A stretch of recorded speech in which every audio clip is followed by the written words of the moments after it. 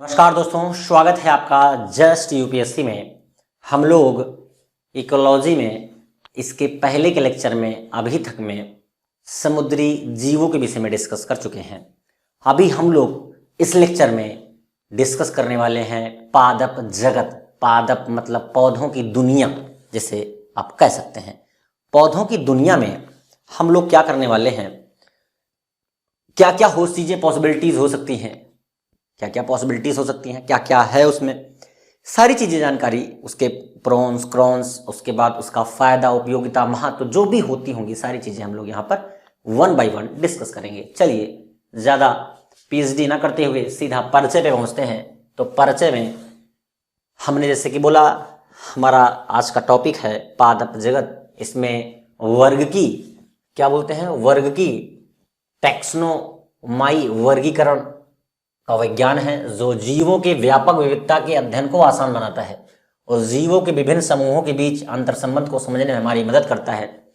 देखिए, एक चीज मैं और बता दूं आपको अपने साइड से कि अगर आप इन्वायरमेंट में 13 से 14 क्वेश्चन आते हैं, तो अगर आप इसकी तैयारी को और बेस्ट करना चाहते हैं, बेस्ट इन द सेंस कि जैसे हम यहाँ पढ़ा रहे हैं, आप लेक्चर बाय लेक्चर इसको देखिए और इसी की पीडीएफ या फिर इसकी बुक आ गई है मार्केट में, आप चाहें तो इसको परचेज करके वन बाय वन लेक्चर में यहाँ बताते चलते हैं, वहां पढ़ते चलिए। आप तेजी से समझ में भी आएगा और मतलब आपको समझाया भी जा रहा है और आपने जो है वहां भी पढ़ लिया, यहाँ भी देख लिया, काम खत्म। इसके बाद कुछ करने की जरूरत नहीं होगी आपको। एक दो बार लास्ट टाइम का जो रिवीजन होता है वो कर लीजिए आप। देखिए, जहां पे इंपॉर्टेंट है वहां मार्क करवा रहा हूं मैं, आप करते जाइए, ये आपका कर्तव्य है। बाकी देखिए, बहुत सारे वीडियोस हैं, बहुत सारी चीज़ें हैं। इस दुनिया में कोई भी परफेक्ट नहीं हो सकता, जैसा कि पहले ही बताया गया है। तो सबके अपनी अपनी विचारधाराएं हैं, तो जैसा आपको अच्छा लगे वैसा करिए, सिर्फ पढ़िए और सिलेक्शन दीजिए, मेन मोटिव ही होना चाहिए। तो आइए देखते हैं, आगे कंटिन्यू करते हैं कि समूहों के बीच अंतर संबंध को समझने में हमारी मदद करते हैं ये पादप जगत में। अगर हम बात करें तो प्रथम स्तर का वर्गीकरण, पादप शरीर के अंतर, परिवहन के लिए विशेष ऊतकों की उपस्थिति, बीज धारण करने की क्षमता, बीज के फलों के अंदर पाए जाने वाले पर निर्भर करता है। ठीक है, हम देखते हैं इसके वर्गीकरण में पहले थैलोफाइटा, क्या नाम है, थैलोफाइटा। इसमें क्या क्या होता है, सेवल, कवक, बैक्टीरिया, इन तीनों पे यूपीएससी ने बहुत अच्छा क्वेश्चन पूछा था 2021 में। आप उठा करके पर्यावरण के सेक्शन को देखिएगा तो इस पे क्वेश्चन पूछा गया है। ठीक, तो यहां पे कह रहा है कि सेवल, कवक, बैक्टीरिया जैसे सूक्ष्म जीवाणु के प्रकार को इसी श्रेणी में रखा जा सकता है थैलोफाइटा के। जो हमारे सेवल, कवक और बैक्टीरिया हैं वो किस श्रेणी में आते हैं, इस पे यूपीएससी के अलावा यूपी पीसीएस और Bihar PCS, Uttarakhand PCS, MP PCS में डायरेक्ट क्वेश्चन आ सकता है कि ये बताइए कि सेवल, कवक या बैक्टीरिया में से कोई एक एग्जाम्पल दे देगा कि ये किस श्रेणी में आते हैं। डायरेक्ट फैक्ट उठा के रख देगा, वो बोलेगा सेवल किस वर्गीकरण के अंतर्गत या किस श्रेणी में आने वाला पादप है। ठीक है, तो वो आपको थैलोफाइट नीचे एक ऑप्शन देगा और आपको करना पड़ेगा। इस टाइप से क्वेश्चन बनाए सकते हैं। सेवलों को 3 श्रेणी में बांटा जा सकता है, लाल, भूरा और हरा। सेवल की अगर मुख्य विशेषताओं की बात करें तो सेवल की कोशिका, हमने सेवल ऊपर पढ़ा है लेकिन फिर भी देख लीजिए, सेवल की कोशिका भीत सेलुलोज की बनी होती है। ये इंपॉर्टेंट है, ये इंपॉर्टेंट है, ये याद रखिएगा, इंपॉर्टेंट है। सेवल के जनांग एक कोशिकीय होते हैं। सेवल अपने भोजन को स्टार्च के रूप में संचयित करता है। प्रजनन की अगर हम बात करें इसी के अंतर्गत, तो वनस्पतिक, अलैंगिक और लैंगिक प्रजनन तरह से होते हैं दोनों। ठीक, आर्थिक महत्व जैसे मैंने बोला था, इसका महत्व क्या होगा, या खाद्य सामग्रियों, कृषि, व्यापार, व्यवसाय, जैविक अनुसंधान, घरेलू पशुओं के चारे, दवा के निर्माण में उपयोगी होता है। लेकिन कई सेवल प्रदूषक का काम करते हैं और पेयजल को दूषित कर देते हैं। ठीक है, इसके अलावा पानी के कई उपकरण सेवल की वजह से बेकार हो जाते हैं। चाय के पौधों में सल्फ्यूरिक सेवल के कारण रेड रस्ट नामक रोग हो जाता है। यहां से 2021 में डायरेक्ट क्वेश्चन आया है, ये बंद क्यों हो जा रहा है ये समझ में नहीं आ रहा है। ऑटोमेटिक, आज पेन नहीं है हाथों में तो शायद इसकी वजह से ये इनका अलग से अपना कॉन्सेप्ट चल रहा है, पेन ना होने की वजह से। तो यहाँ जो मैं बता रहा हूँ यूपीएससी यूपीपीसीएस में 2021 में डायरेक्ट क्वेश्चन पूछा था कि आर्थिक महत्व थैलोफाइट के अंतर्गत, थैलोफाइटा के अंतर्गत इसके आर्थिक महत्व की बात करें शैवाल कवक बैक्टीरिया में, तो इसके अलावा पानी के कई उपकरण शैवाल की वजह से बेकार हो जाते हैं। चाय के पौधों में सल्फालियोरस शैवाल के कारण रेड रस्ट नामक रोग हो जाता है। क्वेश्चन पूछा गया था, रेड रस्ट के बारे में क्वेश्चन पूछ सकता है। रेड रस्ट नामक रोग किसके वजह से होता है? तो चाय के पौधों में सल्फालियोरस नामक शैवाल के कारण रेड रस्ट नामक रोग होता है। ये आपको याद रहना चाहिए। अब आगे देखिए ब्रायोफाइटा, ठीक है, ब्रायोफाइटा। अब इसमें क्या होता है? पौधे जमीन और पानी दोनों में पाए जाते हैं, लेकिन लीवर वाट्स, हॉर्न वाटर्स, ध्यान सुनिएगा, पौधे जमीन और पानी दोनों में पाए जाते हैं, लेकिन लीवर वाटर्स, हॉर्न वाटर्स, मास, ठीक, आदि की तरह उभयचर होते हैं। ये पौधे भी स्वपोषी होते हैं क्योंकि इनमें क्लोरोप्लास्ट पाया जाता है। स्वपोषी होते हैं, क्लोरोप्लास्ट पाया जाता है, ये आपको याद रखने की चीज है। आर्थिक महत्व की बात करें तो इन पौधों में पानी को अवशोषित करने की अच्छी क्षमता होती है। इनका उपयोग बाढ़ को रोकने में किया जा सकता है, मिट्टी के कटाव को रोकने में इस्तेमाल किया जा सकता है। मांस पौधे को इस्तेमाल पीट ऊर्जा नाम के ईंधन और एंटीसेप्टिक तौर पे भी इसका उपयोग किया जा सकता है। अब इसी तरह ट्रैकियोफाइटा नाम का जो वर्ड है इसके विषय में हम लोग जानेंगे। ट्रैकियोफाइटा, इसमें क्या होता है? इन पौधों में संवहनी ऊतकों का अच्छा विकास होता है। वे जाइलम और फ्लोएम में विभाजित होते हैं। ये भी बहुत इंपॉर्टेंट है, जाइलम और फ्लोएम, जो जड़ों से बेसिकली ऊपर पानी, जो पौधे होते हैं पौधों में जड़ों से ऊपर ले जाने का कार्यक्रम इन्हीं का होता है, जाइलम और फ्लोएम का, ठीक। पत्तियों तक जो पोषक तत्व पहुंचते हैं इन्हीं दोनों के माध्यम से पहुंचते हैं, ठीक है। ऊपर से नीचे, नीचे से ऊपर का काम इनका होता है। ट्रैकियोफाइटा निम्नलिखित 3 उप समूह में विभाजित किए जाते हैं: टेरिडोफाइटा, जिम्नोस्पर्म और एंजियोस्पर्म, ठीक। पहले देखते हैं टेरिडोफाइटा क्या होता है। टेरिडोफाइटा उसी के अंतर्गत इन पौधों में बीज और फूल नहीं पाए जाते, जैसे क्लब मास, हॉर्सटेल्स, फर्न आदि, ठीक। गुण की अगर हम बात करें तो ये पौधे स्पैरोफाइटा होते हैं या फाइट होते हैं। स्पैरो, जैक स्पैरो वाला नहीं, स्पैरो यहाँ पर अलग से है। ये पौधे स्पैरोफाइट होते हैं क्योंकि इन पौधों के स्पोर्स स्पोरेजिया में उत्पादित होते हैं, ठीक।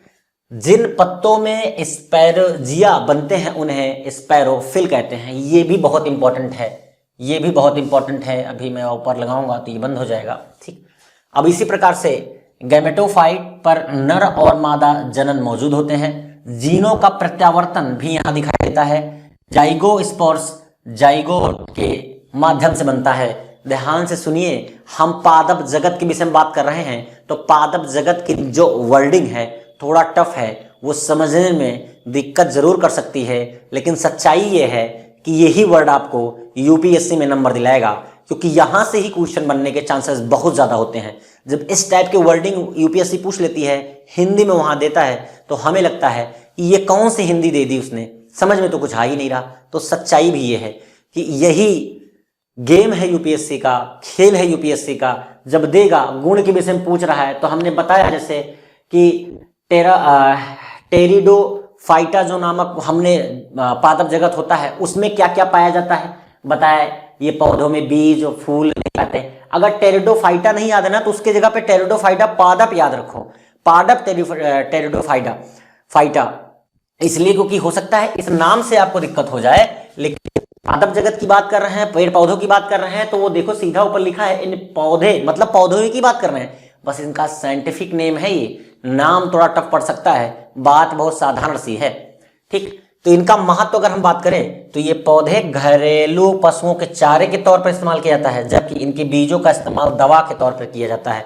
तो बहुत ज्यादा कुछ नहीं है, बस वर्डिंग का खेल है। वर्ड थोड़ा से टफ है और उन वर्ड की मीनिंग वही निकलेगी जो हम आप अब अब जैसे कि मैंने ट्रैकियोफाइटा, फाइटा के अंदर टेरिडोफाइटा के विषय में पढ़ा, तो सब पादप के विषय में ही तो बात कर रहे हैं, उसकी मीनिंग में और क्या डिटेल में समझाया जा सकता है। जैसे कुछ लोग के विषय में आ सकता है कि आप तो स्लाइड पढ़ दे रहे हो, स्लाइड पढ़ के वो क्या समझ में आ रहा है, आप बोलते ही तो जा रहे हो, लेकिन उसके वर्डिंग में क्या ही समझाएं आप।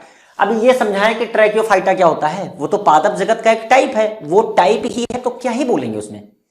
उसके अंदर हमें जो कंटेंट है उसको समझना पड़ता है। मेन चीज मैं बता देता हूं जो इंपॉर्टेंट है, जो आ सकती है, ये केवल इन पौधों में बीज और फूल नहीं पाए जाते हैं, आपको ये याद रखने की जरूरत पड़ेगी, क्योंकि वो जब पूछेगा ना तो डिफरेंस क्रिएट कराएगा। तीन जैसे टाइप हमने पढ़ा ना, जैसे ट्रैकियोफाइटा पढ़ा, इसके पहले हमने क्या पढ़ा, बायोटोफाइटा पढ़ा, उसके पहले हमने क्या पढ़ा, थैलोफाइटा पढ़ा। तो इनके बीच में ना डिफरेंस क्रिएट कराएगा जब भी एग्जामिनर पूछेगा, और एग्जामिनर पूछेगा तो ऑब्वियस सी बात है डिफरेंस ही पूछेगा इन तीनों में से, या फिर डिफरेंस स्टेटमेंट के फॉर्मेट में दे देगा और बता देगा कि ट्रैकियोफाइटा में ये होता है और ब्रायोफाइटा में ये होता है, और फिर उसके बाद फिर आपका इसमें थैलोफाइटा में ये होता है।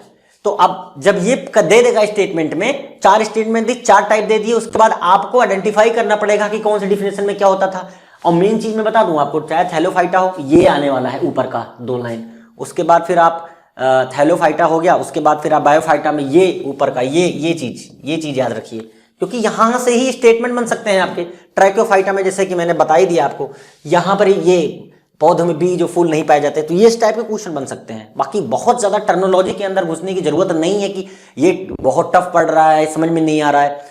बात यह है कि आप डिफिनेशन को समझने का प्रयास करिए, बस उनके गुण और महत्व को तो आप एज ए कैजुअल आप उसको रीड करके या पढ़ के समझ करके आप लिख सकते हैं, क्योंकि उसको तो आप अपने आप से ही बना सकते हैं। सबकी एक ही लाइन होगी, सीधी बात है कि दवाओं में आता है, चारे में काम आ जाता है, ह्यूमन के ही काम आता होगा ना कहीं कुछ ना कुछ तो काम होता होगा। तो जनरली आप लिख सकते हैं, जैसे इकोनॉमी में आप पढ़ते हो तो किसी के बीच मान लीजिए कोई एमयू साइन होता है, एमयू मतलब समझौता हो, कोई समझौता साइन हुआ।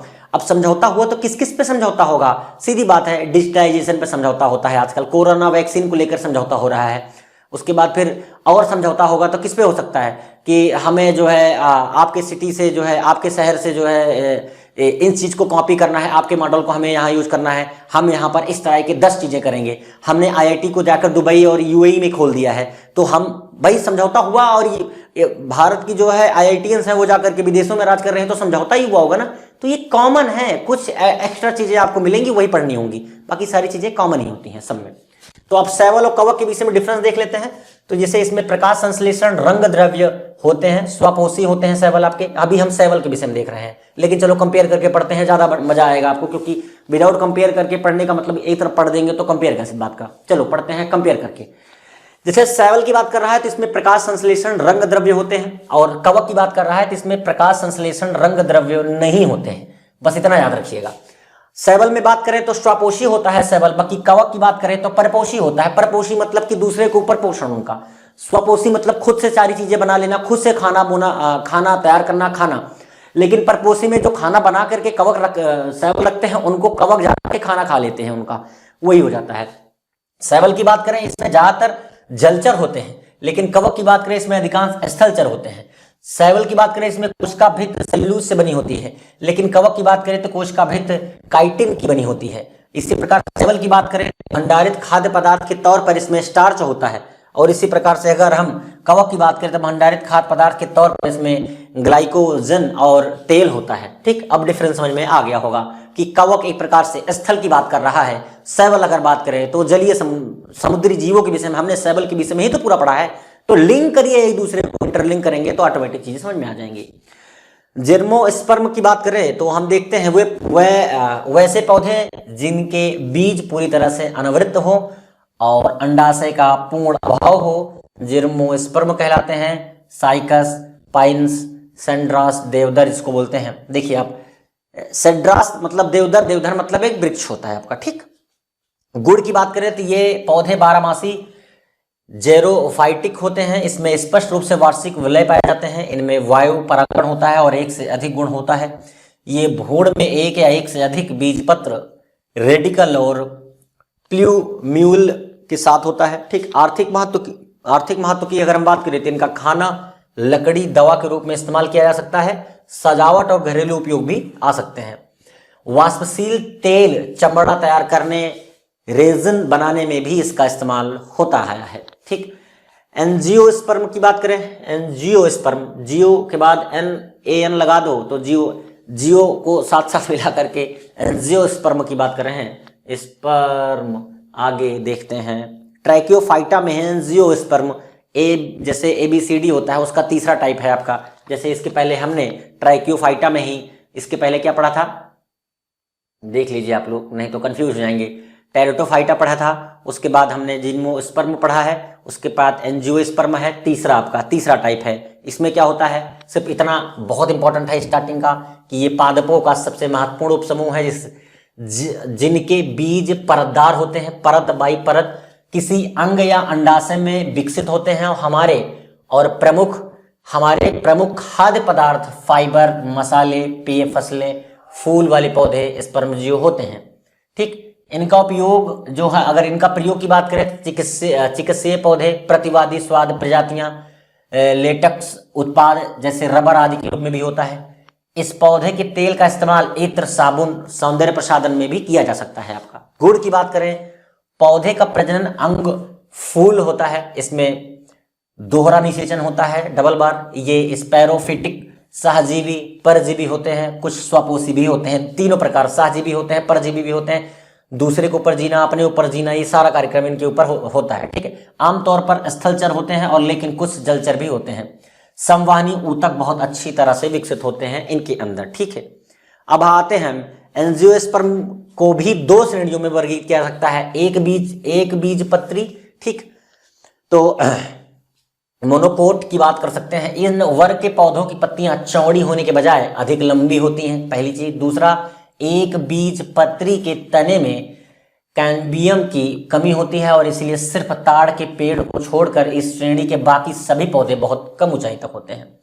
अगर उदाहरण में बात करें तो मक्का, गेहूं, धान, प्याज, गन्ना, जौ, केला, नारियल, ये सब एक बीज पत्री होते हैं जिसको मोनोकोट बोलते हैं।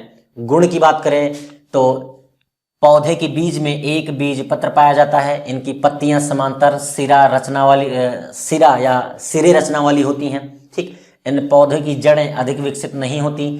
फूल बहुत बड़े होते हैं, यानी 3 या 3 के गुणक में पंखुड़ियां होती हैं इनकी। संवहनी भाग में कैम्बियम मौजूद नहीं होता। संवाहन मतलब ले जाना किसी भी प्रकार की सामग्री को नीचे से ऊपर तक में, जो कि हमने उसमें जाइलम और फ्लोएम में पढ़ा था, बताया था कि हाँ इनका कार्य क्या होता है। वो बेसिकली इनका जल का संचय का कार्य होता है पौधों में, पेड़ पौधों में, पत्तियों ऊपर से नीचे, नीचे से ऊपर, ये है उनका काम। उसी प्रकार से संवहन भी होता है आपका।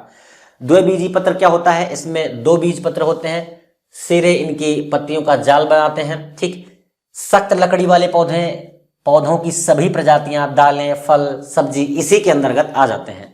जैसे एग्जाम्पल के तौर पर मटर, आलू, सूर्यमुखी, गुलाब, बरगद, सेब, नीम, ये सब। गुण की अगर हम बात करें तो इन पौधों के बीच में 2 बीज पत्र पाए जाते हैं। संवहनी हिस्से में कैम्बियम होता है। पौधे के फूल में 4 या 5 के गुणक में पत्तियां होती हैं। इन द्विबीजी पत्र में द्वितीयक वृद्धि पाई जाती है। ठीक, सेकेंडरी ग्रोथ रेट भी इसमें पाई जाती है। सेकेंडरी ग्रोथ रेट क्या होती है, आप इसको कह सकते हैं, मतलब जब दो प्रकार की ग्रोथ रेट हो जाना। ठीक, सेकेंडरी मतलब कि अब उसको और बहुत तरीके से आप एक्सप्लेन कर सकते हैं, जैसे एक बीजी है वैसे 2 बीजी है। ठीक, अब पादप वर्गीकरण में, पादप जगत में पादप वर्गीकरण, प्लांट क्लासिफिकेशन में हम लोग अब औषधि, झाड़ी, पेड़, परजीवी, इन सब के विषय में थोड़ा सा हेडलाइन में देखेंगे, लेकिन अभी नेक्स्ट लेक्चर में। इस लेक्चर में इतना ही था, बस थोड़ा सा समझने का प्रयास करिए, इसको परचेज करिए, अपने सामने रखिए। ये मत सोचिए प्रमोशन कर रहा हूँ, बेसिकली बात ये है कि आप इसको रख के सामने पढ़ेंगे तो पढ़ने में ज़्यादा मजा आएगा। ठीक, तो मिलते हैं आपसे नेक्स्ट लेक्चर में, हम लोग पादप जगत के वर्गीकरण में। ठीक, तब तक के लिए नमस्कार, जय हिंद।